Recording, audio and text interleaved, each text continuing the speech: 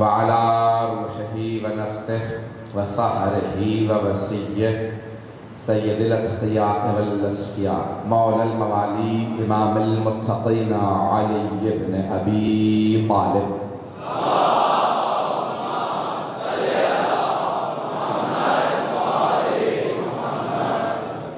وعلى أوصيائه لا سيما بقية الله في الأرضين روحي وأرواح العالمين لتراب مقدمه الفداء واللعنة الدائمة على أعدائهم أجمعين من الآن إلى قيام يوم الدين. أما بعد فقد قال الله الحكيم في كتابه الكريم بسم الله الرحمن الرحيم والعصر إن الإنسان لفي خسر إلا الذين آمنوا وعملوا الصالحات وتواصوا بالحق وتواصوا بالصبر. صدق الله العلي العظيم. صلوات.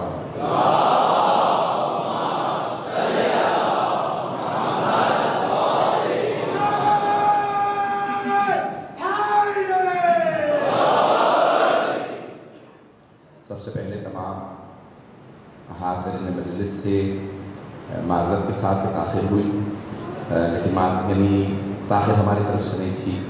جوہر کا پہلا جلوس ہمیں پڑھنا تھا، وہاں پہ بھی انتظامیہ کی طرف سے سارے راستے بند تھے اور کیمرے لگے ہوئے تھے راستوں سے نکلنا. وہاں سے اس وقت نکلے جلوس میں بہت زیادہ رش تھا، پھر وہاں سے اور رنگے گئے.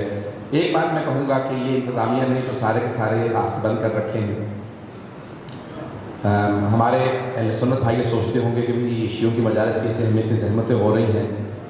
یہ انتظامیہ کا کام ہے کہ وہ امن و امان قائم کرے اور مجالس کے لیے کسی بھی شہری کے لیے جو بھی اس کا دین ہو مذہب ہو اس کو عمل کرنے کے لیے یہ انتظامیہ کا کام ہے کہ امن فراہم کرے. اور کئی مرتبہ تو شاید ان کے امکان میں نہ ہوتا ہو کہ وہ اتنی زیادہ زحمتیں بنا دیتے ہیں. بہت سے جو دوسرے دیکھنے والے ہوتے ہوں گے وہ یہ سوچتے ہوں گے کہ شیعوں کی ایک مجلس کی خاطر ہمارے یہ ساری کی زحمتیں اٹھانی پڑ رہی ہیں. اور کئی مرتبہ ایسا بھی ہوتا ہے کہ شاید جتنی ضرورت نہیں ہوتی اتنی سختیاں کر دی جاتی ہیں. حق کے راستے میں رکاوٹیں آتی رہتی ہیں اور حق کو لوگ سننے سے روکنے کے لیے بڑی کوششیں کرتے ہیں کہ کوئی حق نہ سن سکے. جملہ کہوں گا یہاں تک کہ بہت سے افراد جب سرور کائنات مسجد الحرام میں بیٹھ کے قرآن کی تلاوت کرتے تھے تو وہاں کھڑے رہتے تھے اور آنے والوں سے کہتے تھے ان کی بات نہ سننا، یہ جادوگر ہیں. لوگ ہیں یا نہیں؟ اعجاز قرآن کو میں نے کل پیش کیا تو وہیں سے بات کو آگے جاری رکھے ہوئے ہوں. تو وہاں پہ خانہ کعبہ کے آج تو 101 دروازے ہیں، تو اس وقت بھی بہت سے دروازے تھے. تو مختلف دروازوں پہ انہوں نے افراد کھڑے کر رکھے تھے. ایک جگہ ابو سفیان کھڑا رہتا تھا، ایک ابو جہل کھڑا رہتا تھا، عتبہ کھڑا رہتا تھا. اب سب کے نام نہ کہلوائیے. اور وہ سارے افراد کھڑے رہتے تھے. جو آتا تھا کہتا تھا وہ جو سامنے دیکھ رہے ہو ایک آدمی بیٹھا کچھ پڑھ رہا ہے، تلاوت کر رہا ہے، توجہ ہو. کہا ہاں ہم نے دیکھ لیا کہ اس کی باتوں پر نہ سننا. کہا کیوں؟ دیکھنے میں تو اس کا چہرہ بڑا پرنور سا ہے. کہا اس کی شکل پہ نہ جانا، جادوگر ہے. باتیں سنو گے تو اسی کے ہو جاؤ گے. پتہ نہیں لوگ ہے یا نہیں؟ باتیں سنو گے تو اسی کے ہو جاؤ گے. اپنے جادو میں لے لے گا. توجہ ہو. کہا ان کی باتیں نہ سننا، جادوگر ہے. تو کہا کیا کریں پھر؟ ہم تو طواف کریں گے. وہ قریب میں بیٹھے ہیں مسجد الحرام کے، وہیں پہ بیٹھے ہوئے کچھ نہ کچھ بول رہے ہیں. وہ منتر پڑھ رہے ہیں، سننا مت. تو کہا کیا کروں روکنے کے لیے؟ تو انہوں نے کہا روئی میں نے اپنے پاس رکھی ہے، کانوں میں ٹھوس لو. توجہ ہو. یہ نکاح ٹوٹنے کے فتوے.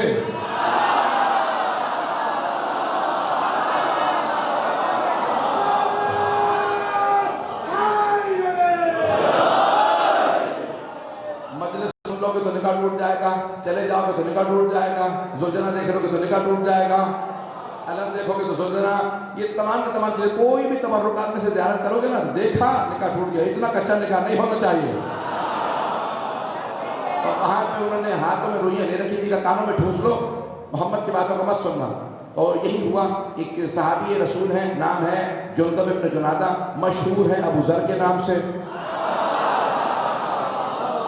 تو حضرت ابو ذر آئے مکے میں طواف کے لیے، کیونکہ سارے کے سارے عرب آتے تھے طواف کے لیے، جناب ابراہیم کی نسل سے ہیں عرب، تو جناب ابراہیم نے بنایا تھا. جیسے پہنچے تو فوراً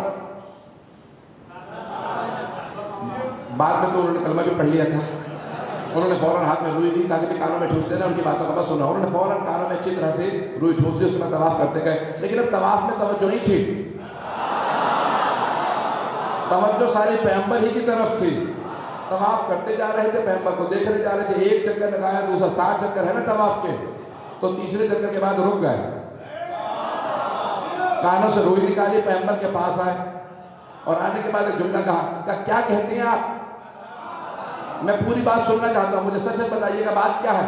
پیغمبر نے کہا میں کہتا ہوں کہ جتنے بت رکھے ہیں سب غلط ہیں، بس اتنا کہتا ہوں لا الہ الا اللہ، کوئی معبود نہیں سوائے اللہ کے، بس اللہ کو مان لو. کہا ٹھیک ہے، پھر اس کے بعد کیا کرنا ہوگا؟ آپ کون ہیں؟ کہا میں محمد رسول اللہ. کہا آپ کو ماننے کے بعد آپ کو کتنے پیسے دینے ہیں؟ کہا کچھ بھی نہیں، جو زکوٰۃ نکالو کو فقیروں میں دینا. لوگ ہیں یا نہیں ہیں؟ مجھے تم سے کچھ نہیں چاہیے، جو کچھ کرو گے تمہارے کام آئے گا. کہا اور کچھ آپ کی طرف سے حکم ہے؟ کہا بیٹیوں کو زندہ دفنانے کی اجازت نہیں. پتہ نہیں لوگ ہیں یا نہیں ہیں؟ بیٹیوں کو زندہ دفنانے کی اجازت نہیں ہے. جو مال تمہارا نہیں چوری کرنے کی اجازت نہیں ہے. جو جان تم نے دی نہیں وہ چھین کیسے سکتے ہو؟ قتل کی اجازت نہیں ہے. تو ایک مرتبہ جناب ابو ذر نے کہا آپ کی ہر بات دل کو لگتی ہے، اگر ہو آپ کی ہر بات دل کو لگتی ہے. پیغمبر نے کہا کہ تم کیا سن کے آئے تھے؟ جانتے ہیں نا میرے خلاف پروپیگنڈے کتنے ہو رہے ہیں. کہ تم کیا سن کے آئے تھے؟ کہ مجھے بتا آپ جادوگر ہیں. کہا میں نے آپ کو مان لیا ہے، کیا کہوں؟ پیغمبر نے کہا بھئی یہ شہادت پڑھو، اس کے بعد تم میرے ہو گئے اور میں تمہارا ہو گیا. ایک مرتبہ جناب ابو ذر نے کہا میں نے آپ کو مان لیا، اب مجھے کیا کرنا ہوگا؟ کہ جس بستی میں رہتے ہو وہاں جا کے سب کو میرا پیغام پہنچا دینا. نہیں توجہ ہے یا نہیں ہے؟ سب کو جا کے میرا پیغام پہنچا دینا. تو جناب ابو ذر وہیں پہ کھڑے ہوئے، کہا ایھا الناس، ہے مکے والوں، یہ جو تمہارے درمیان میں موجود ہیں یہ اللہ کے رسول ہیں. نہیں لوگ ہیں یا نہیں؟ جب معرفت ہو جائے نا تو سب سے بڑی معرفت کی علامت یہ ہے کہ زبان سے سچائی آنے لگتی ہے، پھر انسان پرواہ نہیں کرتا نتیجہ کیا ہوگا. تو جناب ابو ذر نے کہا مکے والوں یہ جو تمہارے درمیان موجود ہے یہ اللہ کے رسول ہے. ایک مرتبہ سب نے جناب ابو ذر کو گرایا، مارنے لگی اور بہت برے طریقے سے پیٹا. جناب سرور کائنات نے آواز دی یا علی. ایک مرتبہ جناب امیر فوراً تشریف لا کر یا رسول اللہ، کہا ابو ذر کو بچائیے. جناب امیر نے ایک مرتبہ دھکیلنا شروع کیا، علی آ گئے تھے، میں نے کل بھی عرض کیا تھا سرخ آنکھوں والے. ایک مرتبہ مولا نے سب کو دھکیلا، جناب ابو ذر کا بازو پکڑا، کہا میرے ساتھ چلو. اپنے گھر لے کے آئے، رات میں انہیں کھانا کھلایا اور کہا کہ آج رات رک جاؤ، پیغمبر اسلام سے بات کرتے رہنا. پیغمبر نے ایک ہی رات میں اتنا سکھا دیا کہ پوری زندگی تبلیغ کے لیے کافی ہے. سنیں گے نا؟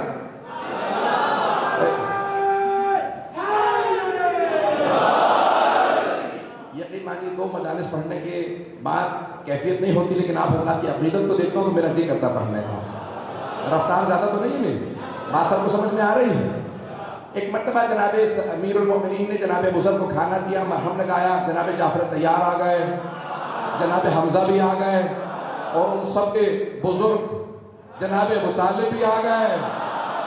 سب نے جناب ابو ذر کو کھانا وغیرہ کھلایا، مرہم لگایا. جناب ابو ذر پوری رات پیغمبر کی باتیں سنتے رہے. پیغمبر اسلام نے کہا آؤ فجر پڑھ لو.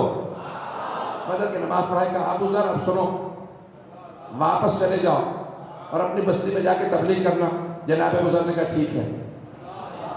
جیسے جناب ابو ذر نکلے تو جناب سرور کائنات نے آواز دی جعفر. چچا سے کہا حمزہ آپ دونوں ساتھ جائیے گا، مجھے پورا یقین ہے یہ واپس نہیں جائے گا، یہ بھی پھر جا کے تبلیغ کرے گا. پتہ نہیں لوگ ہے یا نہیں ہے بھائی، پتہ نہیں. اسے کہتے ہیں رسالت، جو اپنے ماننے والے کے ہر قدم کو سمجھے. تو جناب ابو ذر چلے. ایک مرتبہ آئے، کہا مکے والوں میں جا تو رہا ہوں لیکن بات سن لو، تم غلط ہو محمد صحیح. کہ مکے والا تم سب غلط ہو محمد صحیح ہے. پھر وہی سب کچھ ہوا. ابو سفیان نے اشارہ کیا، سارے مارنے کے لیے آ گئے. پھر وہاں پہ شیر کا شکار کرنے والے جناب حمزہ، ابو طالب کا خون جناب جعفر طیار، 2 افراد نے سب کو دھکیلا اور جب رسول خدا نے کہا انہیں باہر چھوڑ کے آنا. یہ پھر واپس آ جائیں گے. پتہ نہیں بات واضح ہو رہی ہے نہیں ہو رہی. یہ پھر واپس آ جائیں گے. اب سمجھ میں آ رہا ہے لا الہ سے شروع ہوتا پھر الا اللہ ہوتا. پہلے انسان نفی کرتا پھر اس بات. پہلے کہتا کوئی خدا نہیں پھر کہتا الا اللہ. نہیں پہنچا پا رہا. پہلے تبرہ ہوتا پھر تولا.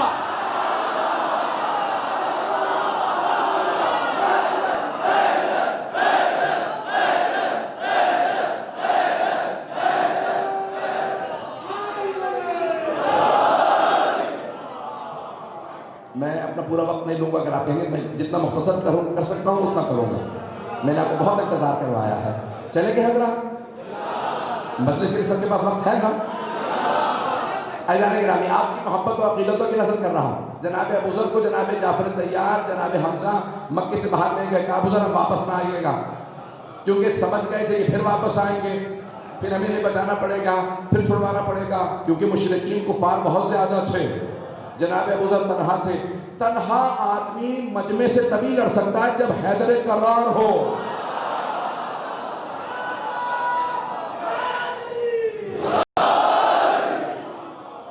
میں پورا خون جگہ پیش کر رہا ہوں.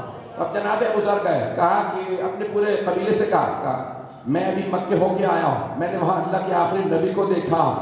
وہ قرآن لے کے آئے ہیں. قرآن میں بڑا اعجاز ہے. کچھ سورے مجھے بھی یاد ہو گئے. لوگ ہیں یا نہیں ہیں؟ انہوں نے ایک مرتبہ اپنے قبیلے کو قرآن سنانا شروع کیا. سب نے کہا جو سنا ہے ایسا پہلے نہیں سنا.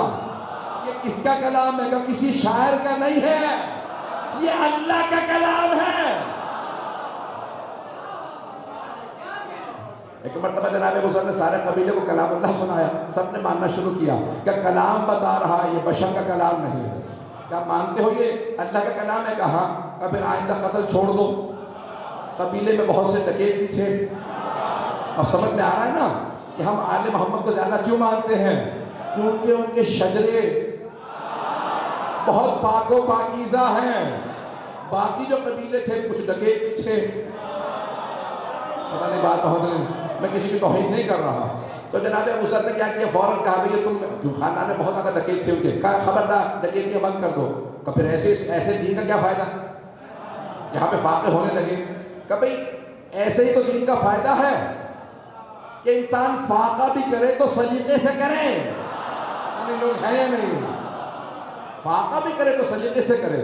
انسان حلال کھائے تو طریقے سے کھائے. جناب ابو ذر نے تبلیغ کی. عزیزان گرامی جناب ابو ذر ہجرت کر کے فوراً مدینے آ گئے. پیغمبر اسلام کا جب سنا کہ یہاں پہ پیغمبر اسلام تشریف لے آئے ہیں, چلے گئے میرے ساتھ. میں آج پورا اعجاز قرآن پیش کر رہا ہوں کہ کس طرح سے قرآن کا اثر لوگوں پہ ہوتا تھا کہ جو سنتا تھا وہ پیغمبر کا ہوتا جاتا تھا. اب مکے کے اندر ابو جہل 3 افراد کے نام لینے پیش کر دوں. ابو سفیان اور عتبہ. یہ تینوں سب سے کہنے لگے خبردار کوئی محمد کی تلاوت نہ سنے. رات کا وقت تھا. ایک مرتبہ تینوں چھپ کے پیغمبر کی تلاوت سننے چلے گئے. لوگ اگر پہنچ رہے ہوں. اب ختمی مرتبہ آدھی رات کے بعد قرآن کی تلاوت کرتے تھے. ورتل القرآن ترتیلا, اے میرے حبیب آپ ترتیل سے قرآن کو پڑھا کیجئے. ہم نے آپ کو خاص آواز دی ہے. آپ کا پڑھنے کا انداز قرآن کا خاص ہے. جو سنے گا وہ آپ کا ہو جائے گا. پرندے جب سنتے تھے تو رک جاتے تھے, اتر آتے تھے زمین پہ. ارے اس کی زبان میں اتنی کشش ہے. لوگ ہیں یا نہیں ہے؟ پرندے بھی اتر آتے تھے, جانور بھی رک جاتے تھے. پیغمبر قرآن کی تلاوت کرتے. اب ایک مرتبہ وہ جو سب کو روک رہے تھے, وہ ابو جہل, وہ ابو سفیان, وہ عتبہ, سب کے سب رات کو چھپ کے تینوں کے تینوں پہنچے ہوئے ہیں اور قرآن کریم سن رہے ہیں. پیغمبر کی تلاوت بند ہوئی, تہجد شروع ہوا. تینوں نے کہا واپس چلتے. الگ الگ آئے تھے. جیسے نکلے سامنا ہو گیا.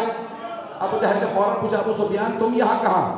کہا مجھ سے بعد میں پوچھنا, یہ بتاؤ تم کہاں آئے تھے؟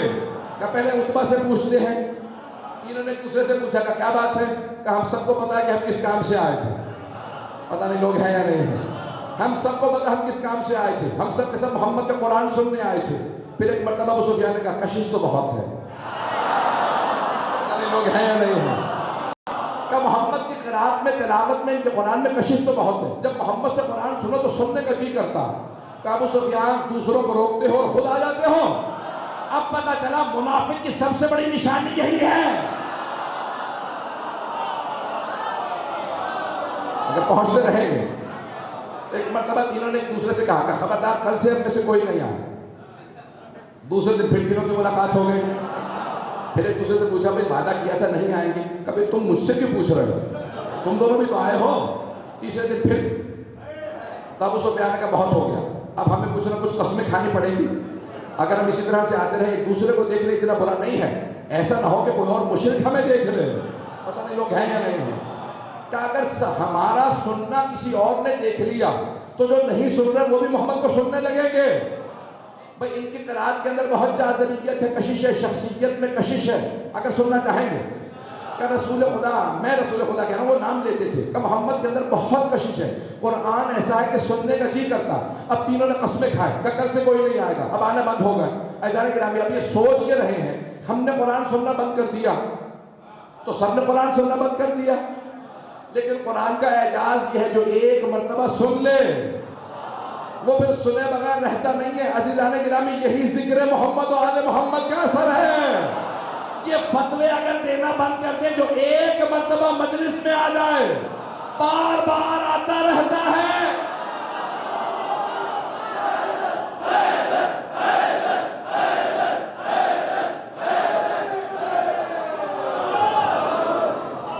توجہ ہے جانے گرامی, ابھی بھی چلیں گے نا میرے ساتھ. جانے گرامی یہ عصر نزول قرآن ہے, جب قرآن نازل ہو رہا ہے. قرآن کے فضائل پہ میں تعجب کر رہا ہوں کہ آپ حضرات اتنی شوق سے اور اتنی داد دے کے سن رہے ہیں کہ قرآن کے فضائل ایسے ہیں. رسول اسلام, اگر آپ نے قرآن کو مجسم دیکھنا ہے تو محمد و آل محمد کو دیکھ لیں, اور محمد و آل محمد کو لکھا ہوا دیکھنا ہے تو قرآن کریم کو دیکھ لیں. جیسے وہ معجزہ ہے ویسے یہ معجزہ نہیں پہنچا سکا. چپلے کو سنیے گا. اعجاز قرآن کو پیش کر رہا ہوں. قرآن کے اندر سورہ مؤمنون ہے, علی امیر المؤمنین ہے. مگر قرآن ہے ہدی للمتقین, علی امام المتقین. چلتے رہیں گے چلتے رہیں گے. قرآن زندہ معجزہ ہے, آل محمد بھی زندہ معجزہ. قرآن لاجواب, اہل بیت بھی لاجواب. قرآن میں جو جو سورہ آتا رہے گا ہر سورہ گواہی دے گا میرا وارث علی ہے, میرا وارث حسن ہے, میرا وارث حسین ہے. اور آج بھی کوئی پیغمبر جیسا باقی ہے کیونکہ قرآن باقی ہے. جب قرآن باقی ہے تو وارث قرآن بھی باقی ہے.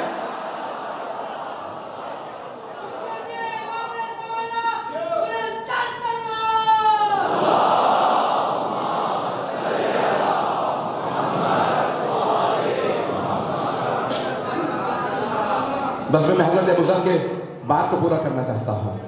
اعجاز قرآن, آل محمد کے جو ماننے والے ہیں وہ ایسے ہوتے ہیں. تو سورہ اسد سے متعلق ائمہ علیہ السلام نے کہا الا الذین آمنوا وعملوا الصالحات, سارے انسان خسارے میں سوائے ان کے جو ایمان لے آئے.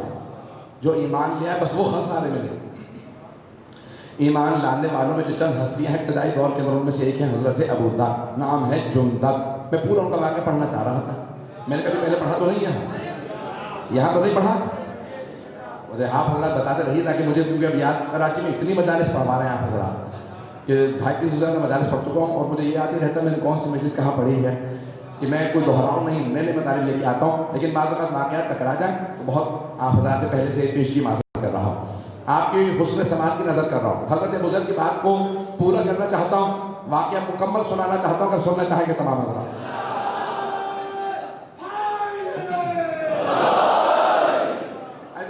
تو تمام انسانیت خسارے میں سوائے ان کے جو ایمان لے آئے, جو ایمان لائے, عمل صالح بجا لائے اور ایک دوسرے کو حق کی وصیت کرتے رہے اور صبر کی وصیت کرتے رہے.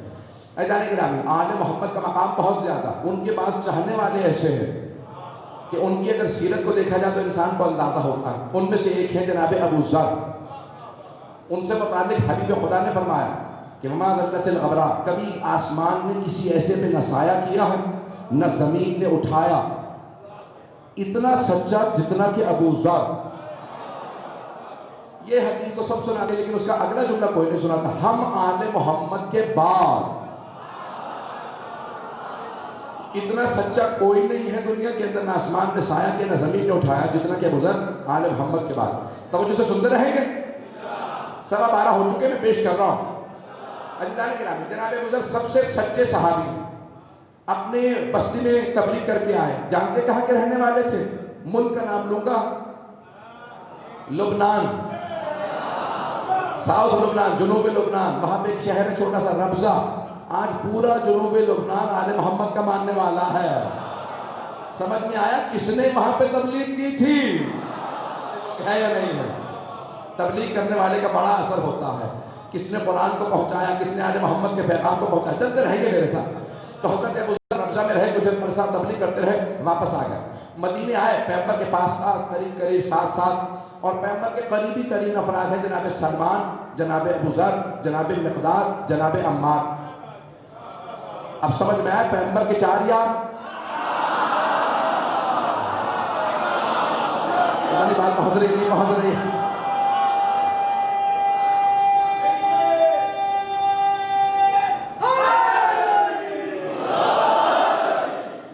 اسی محبت سے چلتے رہیے گا۔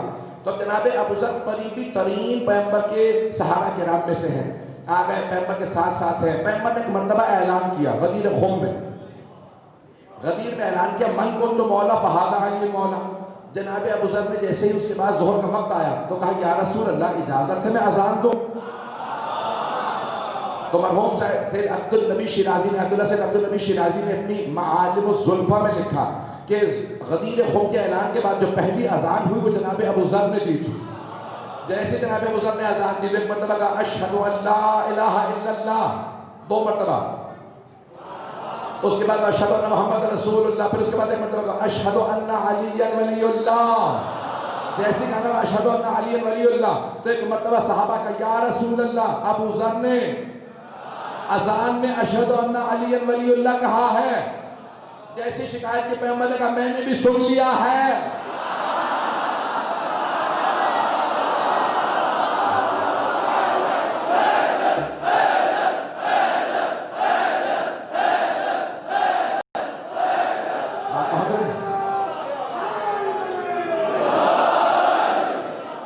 چل رہے ہیں نا حضرات؟ بہت بڑے ہمارے مرجع ہیں۔ تو وہ کہتے ہیں کہ جناب ابو ذر نے سب سے پہلے اذان کے اندر کہا اشہد ان علی ولی اللہ، کیونکہ اعلان ہو چکا۔ اعلان کے بعد کا من کنتم کے اعلان کے بعد اذان دی۔ تعریف یہی لکھی ہے تمام علماء نے، قرآن اس کے بعد سنت کی تعریف کیا ہوا قول المعصوم وفعلہ وتقریرہ۔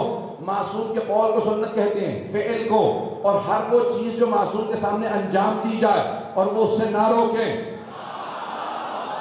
وہ سنت معصوم ہے۔ معصوم نے کہا روکا نہیں، کسی کو دیکھا عمل سے روکا نہیں، اس کا مطلب حرام نہیں ہے۔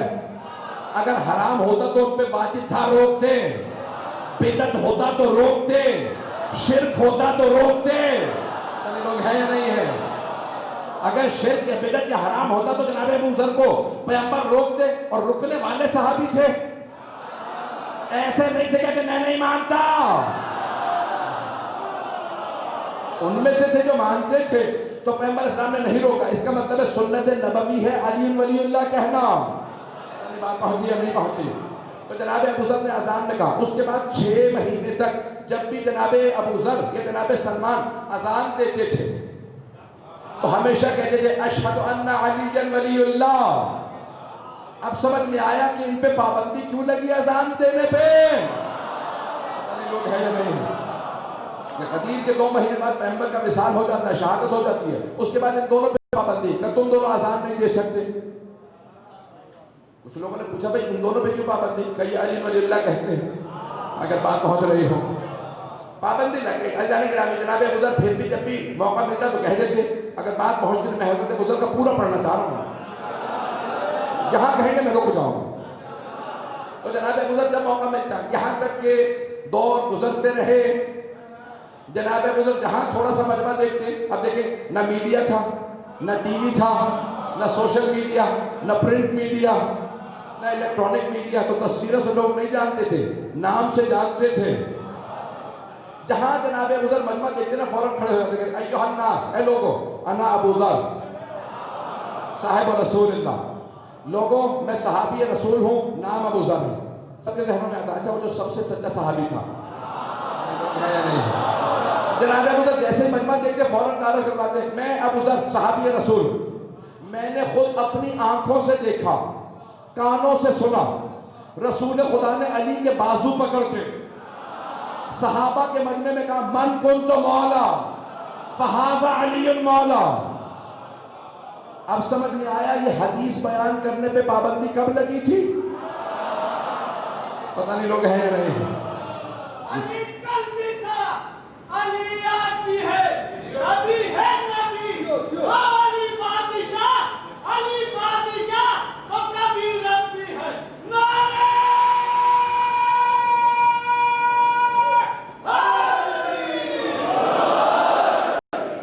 توجہ ہے کہ نہیں؟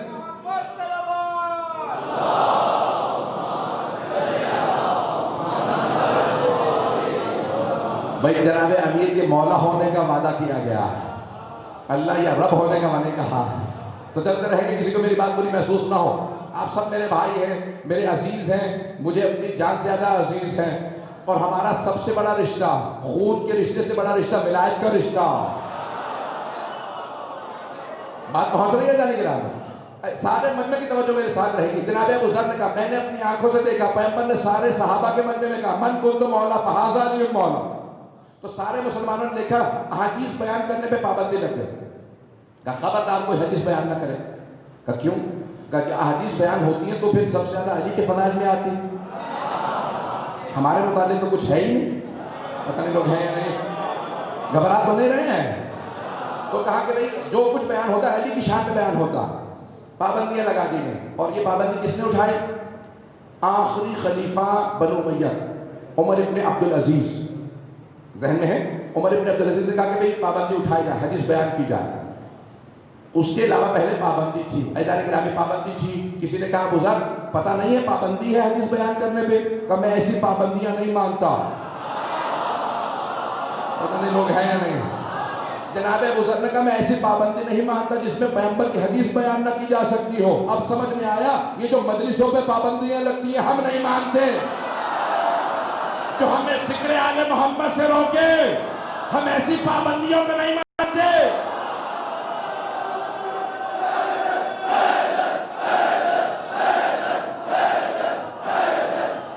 ہے نا میرے ساتھ؟ سارا مجمع رہے گا؟ اذان کے نام پہ پابندی لگی حکومت کی طرف سے۔ جناب ابو ذر نے کہا میں کوئی پابندی نہیں مانتا، یہاں تک کہ ایک ایسی خلافت آئے کہا کہ ابو ذر کو ملک بدل کر دو۔ ملک بدل کرنا سمجھتے ہیں سب حضرات، ایگزائل میں بھیج دیا گیا، میں کو یہاں سے نکال دیا۔ کہاں بھیجا جائے؟ کہ شام بھیج دو۔ شام والا بہت سخت گورنر تھا، بہت سخت، وہاں پہ بھیجا جناب ابو ذر، باندھا جناب ابو ذر کو اونٹ پہ اور بھیج دیا۔ شام پہنچے، جیسے دمشق میں پہنچے تو جناب ابو ذر کا پہلا دن دیکھا لوگ سڑکوں پہ سو رہے۔ پوچھا مجھے تو بتایا گیا تھا شام میں لوگوں کے پاس بہت پیسہ ہے، تو لوگوں نے کہا نہیں، حاکم کے پاس بہت پیسہ ہے، لوگوں کے پاس نہیں ہے۔ میں پاکستان کے حالات نہیں پڑھ رہا ہوں، گھبرا کے سن رہے ہیں آپ حضرات، میری بات پہنچ رہی نہیں پہنچ رہی؟ جناب ابو ذر نے کہا بھائی شام والوں کے پاس کا نہیں، کسی کے پاس پیسہ نہیں، حاکم کے پاس ہے، گورنر صاحب کے پاس بہت پیسہ۔ اب میں پاکستان کے ساتھ کراچی کے یا آپ کے سندھ کے گورنر کو نہیں جانتا ہوں، اس لیے کوئی اور کسی پہ محمول نہ کرے، ہر آدمی اپنے اپنے خبر میں جواب دے گا۔ میں تو اپنی مجلس پڑھ رہا ہوں اور میں مجلس پڑھوں گا، خود کی پڑھوں گا۔ ایسا نہیں، جناب ابو ذر جیسے پہنچے کبھی شام والوں کے پاس سنا تھا بہت پیسہ، کا نہیں، حاکم کے پاس، گورنر کے پاس پیسہ۔ اتنے میں جناب ابو ذر بھی دمشق شہر اندر جا ہی رہے تھے، دیکھا سامنے کوئی گھوڑے پہ سوار ہے، بہت قیمتی گھوڑا، اور اس کے گھوڑے کی لگامیں اس میں سونے کی تاریں لگی ہوئی ہیں، مخمل کا لباس ہے۔ جناب ابو ذر نے لگام میں ہاتھ ڈال دی،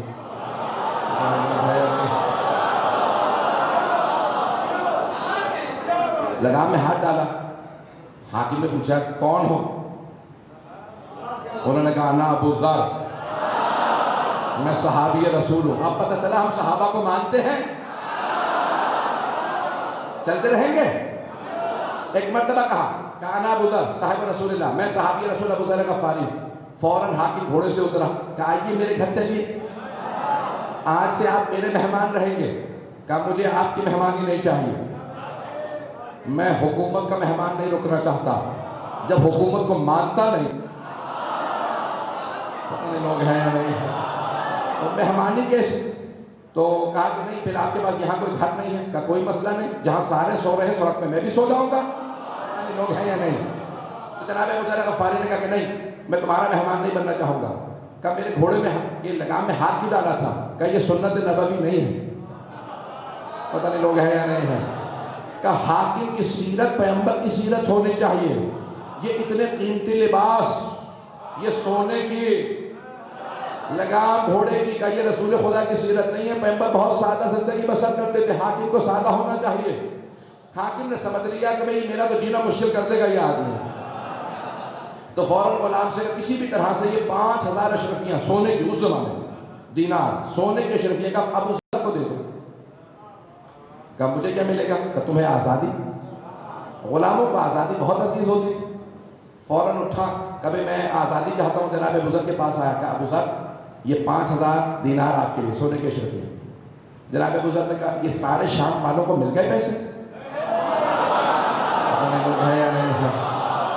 مجھے نہیں معلوم سننا چاہ رہے ہیں لوگ یا نہیں سننا چاہ رہے ہیں۔ سارے شام والوں کو اتنے پیسے ملے ہیں؟ کہ نہیں یہ آپ کے لیے خصوصی تحفہ۔ کہ میں خصوصی تحفے نہیں مانتا، اس سے کہو سب کو پیسے دے، جب سب کو ملیں گے تو میں بھی قبول کر لوں گا۔ کہ نہیں آپ خاص آدمی ہیں، کہ مجھے پتا میں کتنا خاص ہوں، مجھے پتا میں کتنا خاص ہوں، اس کی نظروں میں کتنا خاص ہوں، اسے پتا ہونا چاہیے۔ سب کو اگر مجھے مانتا ہے تو سب کو پیسے دے۔ کہ نہیں یہ آپ کے لیے، کہ نہیں چاہیے۔ کہ بھئی آپ بہت غریب آدمی ہیں، پیسے رکھ لیجیے۔ کہ خبردار مجھے غریب نہ کہنا، میرے پاس 2 روٹیاں ہیں، 1 روٹی آج رات کھا کے سو جاؤں گا، اور اگر صبح زندہ اٹھا تو دوسری روٹی صبح کھا لوں گا۔ جس کے پاس ایمان ہو اس کے پاس توکل ہوتا ہے۔ مجھے نہیں معلوم لوگ سنیں گے یا نہیں سنیں گے؟ چلیں گے سب لوگ میرے ساتھ؟ میرے تمام بھائی، میرے بزرگ، میرے بچے سب چلیے گا۔ تو جناب ابوذر نے کہا خبردار مجھے غریب نہ کہنا، میرے پاس 2 روٹیاں، 1 روٹی آج رات کھا لوں گا، صبح زندہ اٹھا تو دوسری روٹی صبح کھا لوں گا۔ کہا ابوذر یہ سیاسی تقریریں کسی کام نہیں آئیں گی، جگہ جگہ لباس آپ کا پھٹا ہوا، آپ نے جگہ جگہ سے سی رکھا، اچھا لباس تو ہے نہیں آپ کے پاس۔ کہا خبردار دوبارہ یہ جملہ نہ کہنا کہ میں فقیر ہوں، فقیر وہ تیرا حاکم ہے، میں تو بہت امیر ہوں۔ کہ کیسے امیر ہے؟ کہا کیونکہ میں حضرت امیر کا ماننے والا ہوں۔ فقیر تو تیرا حاکم ہے جس کے پاس علی کی ولایت ہے۔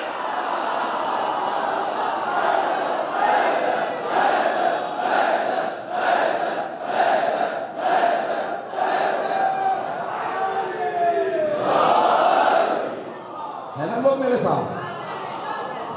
کہ فقیر تو وہ حاکم ہے جس کے پاس علی کی ولایت نہیں ہے، میں تو بہت امیر ہوں۔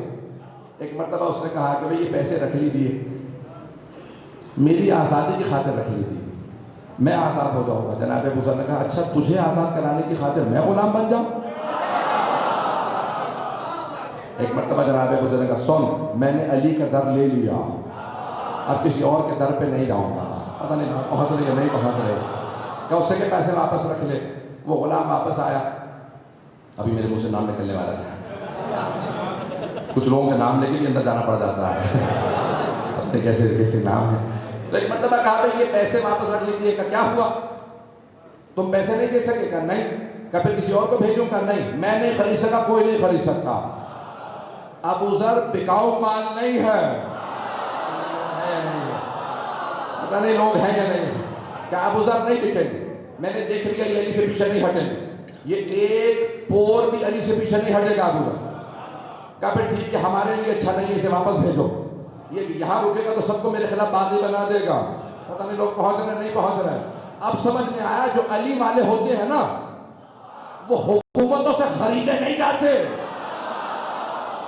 اور جو بک جائے وہ علی والا ہوتا نہیں۔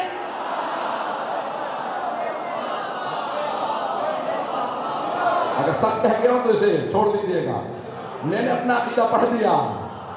عزیزان گرامی ایک مرتبہ شام والے نے کہا ابوذر کو اونٹ پہ بٹھاؤ واپس مدینے بھیج دو، وقت گزر گیا۔ بس ایک مرتبہ واپس بھیجا گیا جناب ابوذر کو، جناب ابوذر مدینے واپس آئے، اور اس طرح سے انہیں باندھا گیا تھا کہ ان کی ساری ٹانگیں زخمی ہو گئی تھی، بہت بزرگ تھے جناب ابوذر۔ مدینے جب واپس پہنچے تو کھڑے نہیں ہو پا رہے تھے، لیکن جیسے دیکھا کہ قاضی ناانصافی کر رہا، جج سمجھتے ہیں نا، بعض کا جو بک جاتے ہیں لوگ ہیں یا نہیں ہیں، تو ایک مرتبہ دیکھا یہ غلط فیصلہ کر رہا، وہیں پہ رک گئے، کہا یہ غلط فیصلہ، کہ تم روکنے والے کون ہو؟ کہا میں صحابی رسول، تم تو صحابہ کے دم بھرتے ہو، میں صحابی ہوں، فیصلہ غلط ہے، کہ میں خلیفہ کا بنا ہوا قاضی ہوں، مجھے حکومت نے اپوائنٹ کیا، تم اعتراض نہیں کر سکتے۔ کہا کہ میں نے جو رسول خدا کی سیرت دیکھی ہے نا، میں بولتا رہوں گا، بیان کرتا رہوں گا، کوئی مانے نہ مانے، چاہے حاکم ہو، میں اور کچھ نہیں کہوں گا، یا اور کوئی ٹائٹل ہو، میں نہیں کہا فوراً گرفتار کر۔ جناب بزرگ کو، بوڑھے بزرگ صحابی کو باندھا، گھسیٹنے لگے کہ چلو دربار میں۔ جیسے دربار پہنچے تو خلیفہ نے کہا ابو ذر تم واپس آ گئے؟ کہا آیا نہیں ہوں، میں بھیج دیا گیا۔ کہا تم نے پھر وہیں جا کے کچھ ایسا ہی کیا ہوگا جیسے یہاں پہ تم بولتے تھے؟ پتہ نہیں لوگ ہیں یا نہیں، تم نے کچھ کیا ہوگا کہ گورنر نے تمہیں واپس بھیج دیا؟ کہا نہیں، کچھ نہیں کیا، میں تو رسول خدا کی سیرت پہ عمل کرتا ہوں، میں نے صرف وہی چیزیں بتائیں، اس نے واپس بھیج دیا۔ کہا اب کیا معاملہ ہے؟ قاضی نے کہا کہ یہ آ کے ساری فوراً اعتراض کر رہا ہے کہ قاضی کا فیصلہ غلط ہے۔ خلیفہ نے کہا ابو ذر تم میرے قاضی پہ اعتراض کر رہے ہو؟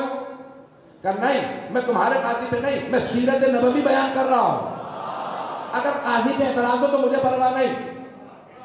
کہا تم میرے آگے زبان چلا رہے ہو؟ تمہیں نہیں معلوم میں تمہارا خلیفہ ہوں، حاکم ہوں، امیر المومنین ہوں؟ کہا نہیں، میں نے خود پیغمبر سے سنا ہے کہ جب بنو امیہ میرے تخت پہ، میرے منبر پہ آ جائے تو ابو ذر میرے دین کی فاتحہ پڑھ لینا۔ وہ بھی بنو امیہ سے تھے کہ ابو ذر ابھی گواہ لے گیا کہ پیغمبر نے ایسا کہا تھا، نہیں تو میں 80 کوڑے ماروں گا، تم نے پیغمبر پہ جھوٹ باندھا۔ جناب ابو ذر نے کہا مجھے جھوٹ کی عادت ہے نہ شوق، جو کہہ رہا ہوں میں نے پیغمبر سے خود سنا، پیغمبر نے کہا تھا جب بنو امیہ میرے منبر پہ آ جائے تو دین ختم ہو جائے گا۔ کہ نہیں تم جھوٹے ہو، کہ نہیں میں جھوٹا نہیں۔ ایک مرتبہ اعتراض کیا کہ دربار میں بیٹھے والوں تم سب موجود تھے، پیغمبر نے تنہائی میں نہیں کہا، تمہارے سامنے کہا تھا، گواہی کیوں نہیں دیتے؟ سب خاموش۔ جناب ابو ذر نے کہا تمہاری خاموشی بتا رہی ہے سب کو یاد ہے، اگر یاد نہ ہوتا تو تم کہتے تھے کہ بھئی جھوٹ بول رہا۔ سب خاموش رہے۔ ایک مرتبہ مطالبہ ابو ذر ابھی گواہ لے کے آؤ۔ جناب ابو ذر نے کہا تھوڑی مہلت دے دو، میں گواہ لے کے آتا ہوں۔ جناب ابو ذر اسی در پہ گئے جہاں ہر مشکل کی مشکل کشائی ہوتی تھی۔ جناب امیر کے دروازے میں دستک دی، مولا نے دروازہ کھولا، جناب ابو ذر کو گلے لگایا۔ جناب ابو ذر نے مولا کو سلام کیا، السلام علیکم یا امیر المؤمنین۔ مولا نے فوراً گلے لگایا، کہا ابو ذر خوش آمدید، اہلاً و سہلاً، واپس آ گئے؟ بہت بہت خوش آمدید۔ کہا مولا آپ کی ضرورت ہے۔ مولا نے کہا ابو ذر تمہیں ضرورت ہو، علی نہ آئے؟ مولا نے کہا ابو ذر چلو، یہ نہیں پوچھا مسئلہ کیا ہے، یہ نہیں کہا کہیں حکومت سے ٹکر تو نہیں لینی، پتہ نہیں لوگ ہیں یا نہیں ہیں، علی حق ہے۔ ایک مرتبہ جناب امیر نے کہا ابو ذر چلو میں ساتھ ہوں۔ جناب ابو ذر نے فوراً جناب امیر کی ابا کو پکڑا اور فوراً دربار میں لیا۔ درباری کہوں گا۔ مولا نے آنے کے بعد کہا، جیسے ہی خلیفہ نے دیکھا کہ یا جی آپ کیوں آئے؟ کہا گواہی دینے آیا ہوں، ابو ذر سچا۔ اب آدھے سے زیادہ مجمع میرے ساتھ نہیں ہے اس وقت۔ جیسے جناب امیر نے کہا نا ابو ذر سچا ہے، تو خلیفہ نے کہا یا علی آپ نے انصاف نہیں کیا، پیغمبر نے کہا ہے کہ پہلے دونوں کی بات سنو پھر فیصلہ کرو، آپ نے ابو ذر کی سن کے فیصلہ کر دیا، مجھ سے تو پوچھنے بات کیا؟ مولا نے کہا سنی میں نے ابو ذر کی بھی نہیں ہے۔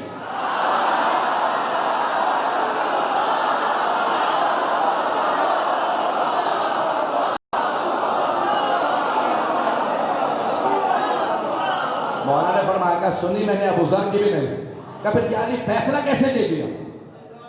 جب آپ نے نہ میری سنی نہ ابو ذر کی تو آپ نے فیصلہ کیسے لیا کہ ابو ذر صحیح ہے، سچا؟ کہ میں نے تمہاری نہیں سنی، نہ ابو ذر کی نہ تمہاری، میں نے پیغمبر کی بات سنی ہے۔ پیغمبر نے فرمایا تھا نہ اتنا آسمان نے کسی پہ سایہ کیا نہ زمین نے اٹھا اتنا سچا جتنا کہ ابو ذر، میں نے صادق نبی کی سچی حدیث سنی تھی، بس مجھے پیغمبر کی بات یاد ہے اس لیے گواہی دینے آیا۔ ابو ذر سچا، پتہ نہیں بات پہنچی یا نہیں، کہ جو ابو ذر کہہ رہے ہیں سچ ہے۔ ایک مرتبہ خلیفہ نے کہا کہ ابو ذر آج تو تم گواہ لے آئے ہو، جا سکتے ہو، لیکن یاد رکھنا میں بدلہ ضرور دوں گا۔ پتہ نہیں بات پہنچ رہی ہے نہیں پہنچ رہی۔ تو جناب ابو ذر ایک مرتبہ جناب امیر کے ساتھ چلے، جناب امیر نے کہا ابو ذر کھانا چاہیے تو کھانا حاضر ہے، گھر چاہیے تو گھر حاضر ہے، شربت چاہیے تو اذان گرامی جناب امیر کا کردار ہے۔ وقت نہیں رہا کہ میں تفصیل میں جاؤں، بس سن لیجیے آخری جملے۔ ایک دن کرفیو لگایا گیا۔ کرفیو کہتے ہیں کراچی کی زبان میں کیا کہتے ہیں؟ لفظ انگلش کا ہے، میں تو مجبوراً استعمال کر گیا۔ تو ایک مرتبہ حکومت کی طرف سے پہلی مرتبہ اسلام میں ناکہ بندی کی گئی اور کہا گیا کہ خبردار کوئی گھر سے باہر نہ نکلے، آج ہم کسی کو ملک بدل کرنے والے ہیں۔ حکومت کی طرف سے آرڈر آیا، کہا ابو ذر کا سارا سامان سڑک پہ پھینک، ان کے گھر کے جانوروں کو بھی سڑک پہ پھینک دو، اگر گھر میں کوئی پرندہ بھی ہے نا، مرغیاں ہیں جیسے اس زمانے میں عام پالی، کبوتر سب اٹھا کے سڑک پہ پھینک۔ ابو ذر مدینہ خالی کر دو، آج کے بعد مدینہ نہ، اور پابندی ہے خبردار کوئی ابو ذر سے ملنے نہیں آ سکتا، کوئی ملنے نہ آئے۔ جناب ابو ذر کے ایک بیٹے تھے، نام تھا ذر، اس لیے کہتے تھے ابو ذر۔ ایک بیٹی تھی زوجہ۔ جب سڑک پہ سامان پھینکا تو جناب امیر آئے، پتہ نہیں لوگ ہیں یا نہیں ہیں، جو پابندیوں میں ساتھ دے اسے علی کہتے ہیں۔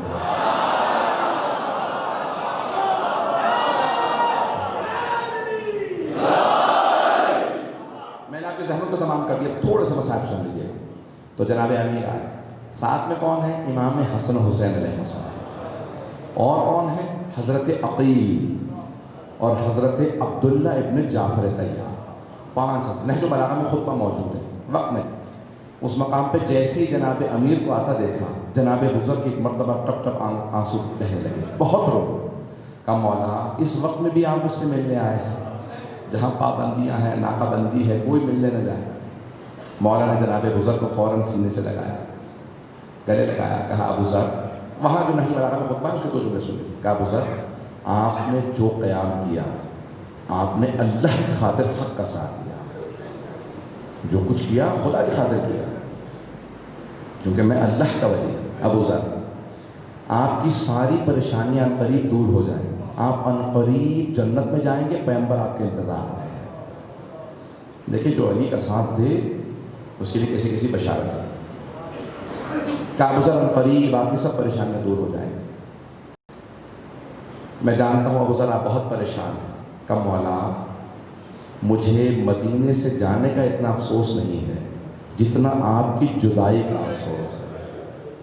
عاشق امیر المومنین، کہ مولا جتنا آپ کی جدائی کا افسوس ہے کسی چیز کا نہیں۔ مولا نے پیار کیا جناب ابو ذر کو، مدینے سے باہر چھوڑنے آئے۔ 5 سے 10 منٹ کی زحمت ہو دوں گا، بس میں 1 گھنٹہ خدا گواہی نہیں پڑھنا چاہ رہا تھا۔ جب جناب ابو ذر کو ربضہ واپس بھیجا، ربضہ میں پانی کی قلت تھی۔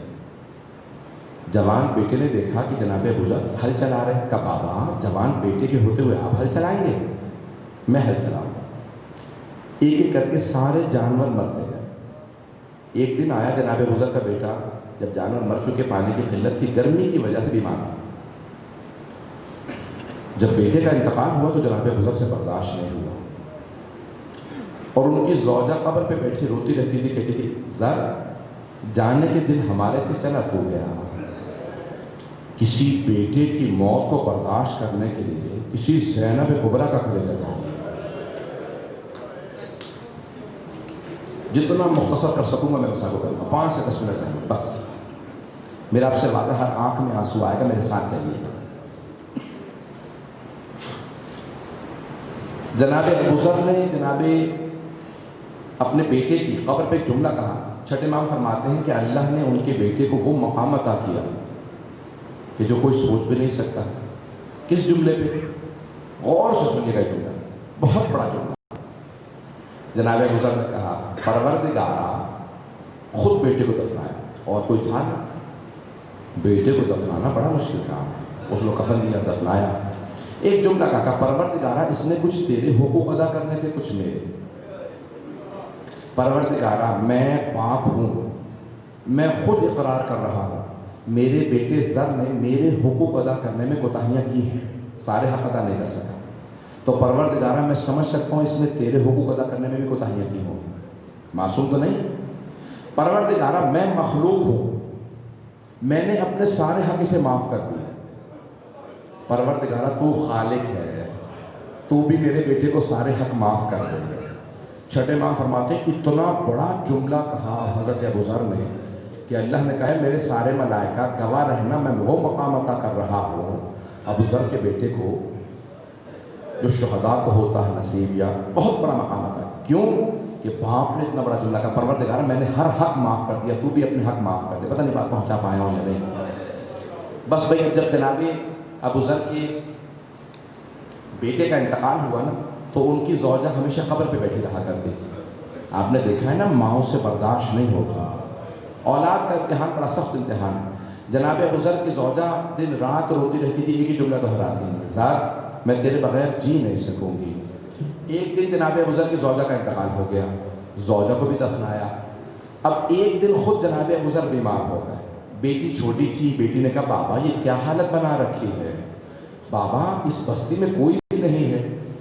کہا بیٹی میں آپ کو مدینے پہنچا دیتا ہوں، میرے ساتھ چلے۔ انگلی پکڑی چلنے لگے، کچھ ہی دور چلے تھے گر گئے، چل نہیں پائے کیونکہ پیاس کی شدت بہت زیادہ تھی۔ بیٹی نے کہا بابا میں آپ کا غسل و کفن نہیں کر پاؤں گی، بابا میں قبر نہیں کھود پاؤں گی۔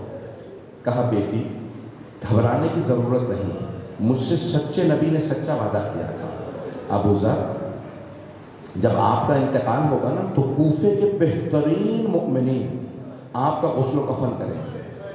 بیٹی بس ایک بات یاد رکھنا، جب میرا انتقال ہو جائے تو جہاں سے قافلے گزرتے ہیں نا بیٹی آپ اس راستے میں بیٹھ جائیے گا، اور جب کوئی قافلہ آئے نا تو قافلے والوں سے کہے گا اے قافلے والوں یہاں قریب میں صحابی رسول کا جنازہ پڑا ہے۔ جناب ابو ذر ابھی رو ہی رہے تھے، بیٹی سے کہا بیٹی بس ایک اور کام کرنا، جب مدینے جانا نا تو لوگوں سے پوچھنا علی ابن ابی طالب کہاں ہے، مولا کے پاس چلی جانا، مولا یتیم پرور ہے، بیٹی مولا آپ کو پالیں گے، بس پھر وہی ضامن ہے۔ ابھی بیٹی دیکھ ہی رہی تھی جناب ابو ذر کی آنکھیں بند ہو گئی۔ باپ کے جنازے کی زینت بیٹیاں ہوا کرتی ہیں، بیٹی نے رونا شروع کیا، بہت روئی بہت روئی۔ اگر دیکھ سکے ویڈیو دیکھے گا، جناب ابو ذر کی بیٹی نے کپڑا لیا اور کپڑا کھولنے کے بعد جناب ابو ذر کے چہرے پہ رکھ دیا۔ جانتے ہیں کیوں؟ کہیں دھوپ چہرے پہ نہ آتی رہے۔ ایک مرتبہ کپڑا رکھا اور اپنے آنسوں کو صاف کیا، روتی ہوئی اٹھی، اور ایک مرتبہ جہاں سے قافلے گزرتے تھے اس راستے میں بیٹھ گئی، رو رہی تھی بیٹھی ہوئی کہ ہائے میں یتیم ہو گئی۔ اتنے میں دیکھا قافلہ آ رہا ہے، کہا قافلے والوں رک جاؤ، یہاں قریب میں صحابی رسول کا جنازہ پڑا۔ قافلہ رکا، پہلی جو ہستی باہر آئے تھے حضرت مالک اشتر، پتہ نہیں لوگ ہیں یا نہیں، حضرت مالک اشتر، دوسرے حضرت عبداللہ بن مسعود، بڑے بڑے جلیل القدر صحابہ رسول امیر المؤمنین کے اصحاب باہر آئے۔ کہا کس کا جنازہ پڑا؟ کہا ابو ذر غفاری کا۔ سب بلند آواز سے رونے لگے، ارے صحابی رسول کا جنازہ پڑا ہے اور کسی نے غسل و کفن نہیں دیا۔ سب آئے، آپس میں لڑائی ہونے لگی، ایک نے کہا مجھے غسل دینے دو، دوسرے نے کہا نہیں ہٹ جاؤ میں غسل دوں گا، کوئی کہتا ہے کفن مجھ سے دلوا دو، ایک نے کہا کپڑا میرے سے لے لو۔ مجھے نہیں معلوم میں بات پہنچا پا رہا ہوں یا نہیں۔ سارے رو رہے ہیں، ارے صحابی رسول کو میں غسل دوں گا، صحابی رسول کو میں کفن دوں گا، ارے صحابی رسول کو میرا کپڑا کفن میں دے دو۔ آخر میں فیصلہ ہوا مالک اشتر سے کپڑا خرید لو، سارے کے سارے حصہ ڈالتے ہیں، دفنایا۔ کہا بیٹی ہمارے ساتھ مدینے چلو۔ اب میں ہاتھ جوڑ کے کہوں گا میری طرف دیکھیے گا، اس بچی کو ہٹا دیں اور ایک اور بچی کو وہاں بٹھا دیں۔ وہ بچی رو رو کے کہہ رہی ہے او مسلمانوں صحابی رسول کا نہیں نواسہ رسول کا جنازہ پڑا ہے، کوئی دفنانے والا نہیں۔ اجرکم اللہ، اجرکم اللہ۔ وہ بی بی رو رو کے کہہ رہی ہے او مسلمانوں یہ تمہارے نبی کا نواسہ، کوئی دفنانے والا نہیں، مولا کا جنازہ پڑا رہا۔ 3 دن تک کوئی دفنانے نہیں آیا۔ سویم کے 2 جملے سن لیجیے گا۔ بس میں جب تیسرا دن آیا نا، بنی اسد کی خواتین پانی بھرنے کے لیے گھر سے نکلے، جیسے گھر سے باہر نکلے تو ایک مرتبہ ساری خواتین نے جملہ سنا، کوئی بی بی رو رو کے کہہ رہی ہائے میں نے چکیاں پیس کے پالا تھا، کسی نے میرے بیٹے کو غسل نہیں دیا، ہائے میرا اللہ تیرا جنازہ دھوپ میں پڑا۔ بنی اسد کی خواتین نے پانی نہیں بھرا، گھر چلے گئے۔ ایک مرتبہ گھر جانے کے بعد کہا ہے بنی اسد کے مردوں، روز قیامت رسول خدا کو کیا منہ دکھاؤ گے؟ وہاں نواسہ رسول کا جنازہ پڑا ہے۔ بنی اسد کے مردوں نے کہا ہمیں عبید اللہ ابن زیاد سے بہت ڈر لگتا ہے، اس نے کہا کہ حسین کو اگر کوئی دفنائے گا میں سزا دوں گا۔ خواتین نے کہا پھر ہمیں اجازت دے دو، ہم حسین کو دفنا دیتے ہیں۔ مولا آپ کتنے غریب ہیں، خواتین آپ پہ غیرت کھا رہی ہے۔ خواتین کہتی ہے ہم حسین کو دفنا دیں گے، ہمیں اجازت دو۔ مردوں نے کہا نہیں تم رک جاؤ ہم جاتے ہیں۔ جیسے ہی سارے مرد آئے دیکھا کسی لاشے کا سر نہیں ہے، یہ نہیں پتا تھا کون سا باپ کا لاشا ہے کون سا بیٹے کا لاشا ہے۔ بس بھئی 2 سے 4 منٹ کی زحمت دوں گا، میں تفصیل سے نہیں پڑھوں گا، اگر دیکھ سکے تو دیکھیے گا، نہیں تو سب آنکھیں بند کر کے ذرا کچھ دیر کے لیے میرے ساتھ کربلا چلیں۔ ایک مرتبہ وہ سارے متحیر و پریشان کھڑے تھے، کون سا لاشا کس کا ہے، کیسے دفنائیں، کہاں دفنائیں۔ اتنے میں دیکھا کوفے کی جانب سے ایک جوان آ رہا ہے۔ جوان سارے لاشوں کے درمیان سے گزرتا ہوا ایک لاشے کے پاس آ کے کھڑا ہو گیا، رو رو کے کہنے لگا بابا آپ کے بعد میری پھپھیوں کی چادریں چھینی گئی، بابا میری چھوٹی سی بہن کو تماچے لگے، بابا سکینہ کی بالیاں چھینی گئیں، بابا میرے گلے میں توق پہنایا گیا، بابا مجھے زنجیریں پہنائی گئی، بابا میرے پاؤں میں بیڑیاں ڈالی، بابا میری پھپھیاں جب کوفے کے بازار پہنچی لوگوں نے پھپھیوں کو پتھر مارے، وہ فوجی میری پھپھیوں کو تازیانے مارتے تھے۔ مولا نے ایک مرتبہ بیان شروع کیے، بنی اسد کے سارے مرد دیکھ رہے تھے، رو رہے تھے، کہا قیدی آپ کون ہے؟ کہا میں ایک ایک لاشے کا نام بتاتا جاتا ہوں، دفناتے جاؤ، اگر دیکھ سکے تو دیکھیے گا۔ مولا نے اشارہ کیا کہ یہ لاشا حبیب کا ہے۔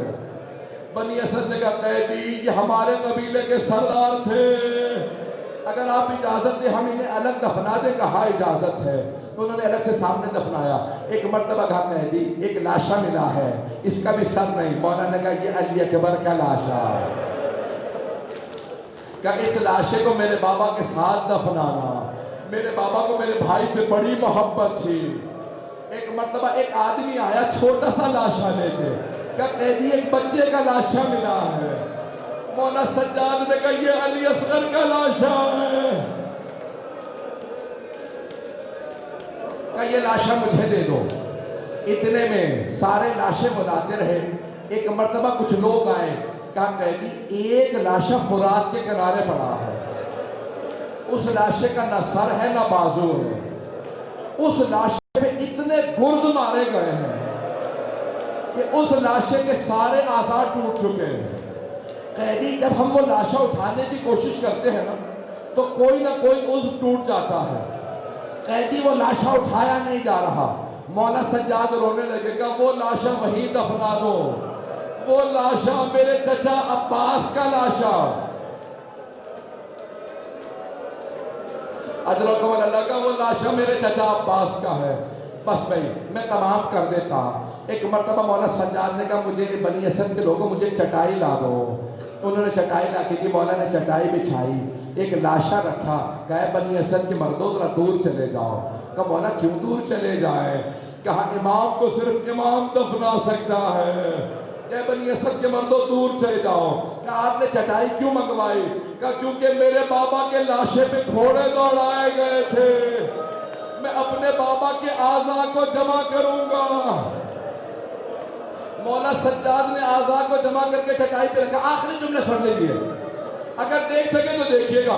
جب سارے اعضاء کو جمع کیا مولا سجاد نے ایک مرتبہ مدینے کا رخ کیا، کہا یا جدہ یا رسول اللہ، اے میرے جد رسول خدا میری مدد کیجئے، میں لاشا دفنانا چاہتا ہوں۔ پھر نجف کا رخ کیا، کہا اے میرے دادا علی مرتضی میری مدد کیجئے۔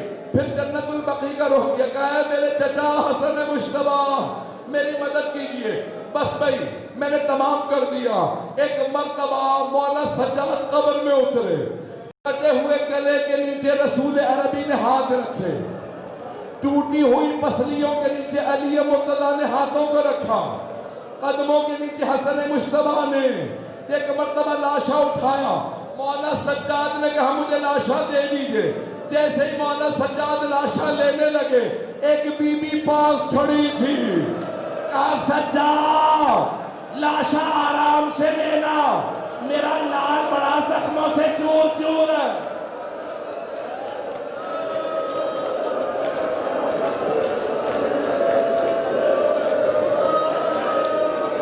الا لعنۃ اللہ علی القوم الظالمین وسيعلم الذين ظلموا أي منقلب ينقلبون۔ بس دو دعا کے میں جانتا ہوں تاخیر ہو چکی ہے، پروردگار واسطہ اس امام کا جو بڑی تعظیم سے اپنے بابا کو دفنا رہے تھے۔ زیارت کے ناحیہ میں امام زمانہ کہتے ہیں السلام علی الابدان دفن بلا اکفان، سلام ان جسموں پہ جنہیں بغیر کفن کے دفنایا گیا۔ پھر مولا کہتے ہیں شہداء کے لیے کفن نہیں تھا، وہاں پہ ویسے بھی کفن نہیں تھا، پتہ نہیں میں جملے پہنچا پا رہا ہوں یا نہیں۔ مولا پھر کہتے ہیں سلام ہو میرا ان لاشوں پہ جو دھوپ میں پڑے رہے، پھر کہتے ہیں میرا سلام ہو ان سروں پہ جو نیزوں پہ بلند تھے۔ مولا سجاد نے ایک مرتبہ دفنایا، اپنے ہاتھ کی انگلی سے قبر سید الشہداء پہ ایک جملہ لکھا کہ ہذا قبر ابی عبداللہ الحسین، یہ ابا عبداللہ الحسین کی قبر ہے، الذی قتل غریبا ومظلوما وعطشانا، جنہیں غربت کے عالم میں مظلومیت کی حالت میں پیاسا ذبح کر دیا گیا۔ مولا نے یہ جملہ قبر پہ لکھا اور ایک مرتبہ اٹھے کوفے کی جانب چل پڑے۔ بنی اسد نے آواز دے کے کہا اے قیدی، آئے بھی خاموشی سے تھے، جا بھی آپ خاموشی سے رہے ہیں، بس اتنا بتا دیں آپ کا نام کیا ہے۔ مولا سجاد نے رو کے کہا نا علی ابن الحسین، میں حسین کا بیٹا علی زین العابدین ہوں۔ کہ کہاں جا رہے ہیں؟ کہ قید خانے میں میری پھوپھیاں میری بہنیں قید ہیں، میں بہنوں کے پاس جا رہا ہوں، پھوپھیوں کے پاس۔ پروردگارا امام زمانہ کا ظہور دیکھنا نصیب فرما، دشمنان اہل بیت کو نیست و نابود فرما۔ پروردگارا داعش طالبان کو غارت فرما، مؤمنین کی حفاظت فرما، جو ہاتھ بلند ہے کسی کو رد نہ فرما، سب کی دعائیں مستجاب فرما۔ پروردگارا سب کی پریشانیاں دور فرما۔ پروردگارا نہ جانے لوگ تیرے حسین سے کیا کیا امیدیں لے کے آئے ہوں گے، پروردگارا تجھے تیرے حسین کا واسطہ